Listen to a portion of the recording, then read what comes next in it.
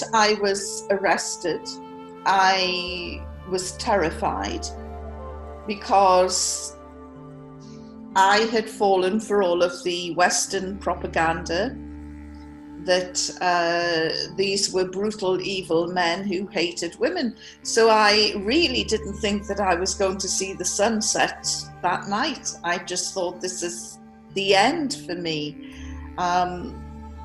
So I was quite frozen with fear. And I was taken to the intelligence headquarters in Jalalabad.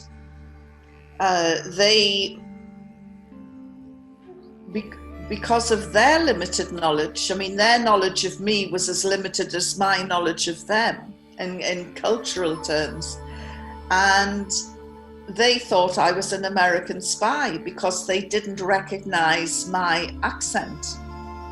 They thought it was, it's from the north of England, near the Scottish border.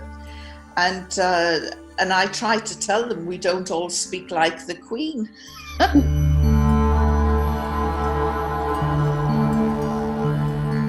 When they were talking to me, they kept looking away. They looked at the ceiling, they looked at the floor, they looked out of the window, they looked anywhere but at me.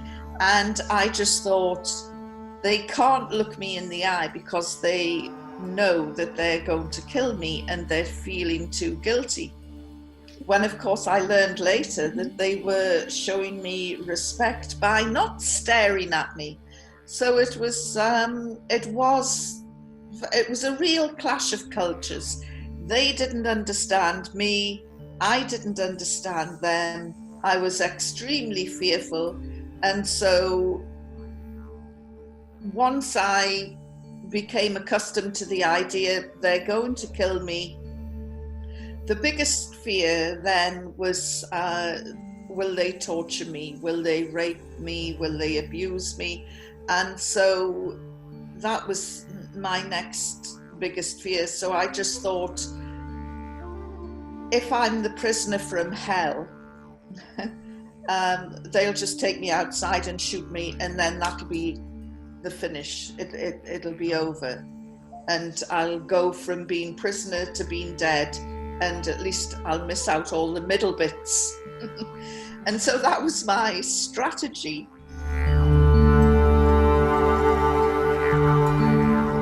They kept responding to me when I was rude, aggressive.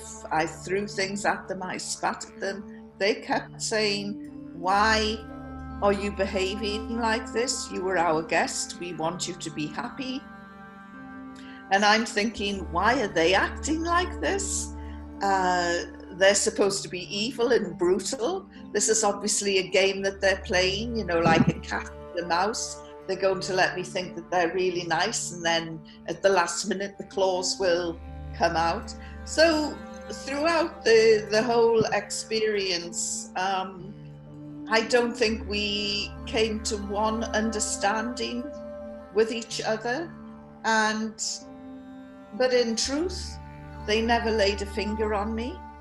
They never touched me. They didn't respond in an aggressive manner. If they were upset with me, they just got up and walked out. You know, we don't want to talk to you.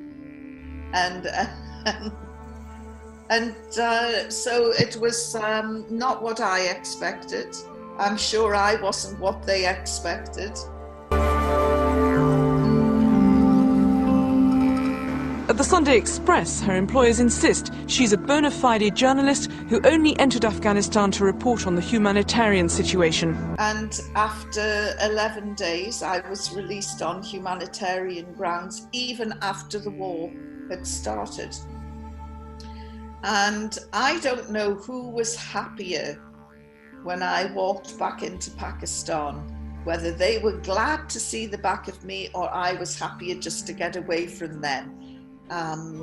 But it was only on the point of my release, as I was walking towards the Pakistan journalists, that I started to think about my time in captivity, and the journalists were shouting, "How did the Taliban treat you?" And I'm walking towards my colleagues from the Pakistan media, and I thought, you know, these guys treated me with courtesy and respect. And then I thought, gosh, how did I treat them? And I thought, I nearly stopped and I nearly turned around to go back to say, look, I'm really sorry I was so rude. But I thought, if I stop and turn around, they'll say, oh my goodness, she's coming back, and then they would shoot me. So I went and I told the Pakistan media I was treated with courtesy and respect, which was true.